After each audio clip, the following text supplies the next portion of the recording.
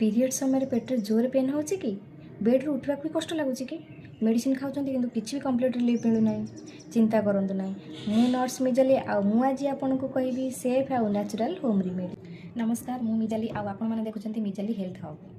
ता पूर्व जानी रखा आम पीरियड्स पेन कौन पाई हुए। बॉडी रे हार्मोनल चेंज हुए, यूटेरस कंट्राक्शन भी होता है, बॉडी रे इन्फ्लेमेशन भी हुए जहाँफल कि आमको पीरियड्स पेन हुए। चलतु लेट न करके आम बनइबा पीरियड्स पेन होम रेमेडी।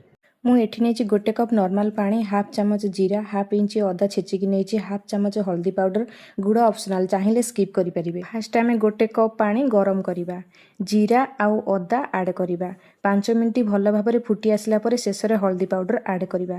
चा छुणारे छाणी नहीं गुड़ मिक्स कर हल्का गरम रे पीवा। वीडियोटी भल लगे लाइक करूँ, शेयर करूँ आपण फ्रेंड आउ रिलेटिव जो मैंने पीरियड्स एमती प्रॉब्लम फेस कर। सब्सक्राइब करूँ। आम पुणी देखा नेक्स्ट हेल्थ टिप्स वीडियो रे। रही नमस्कार, जय जगन्नाथ।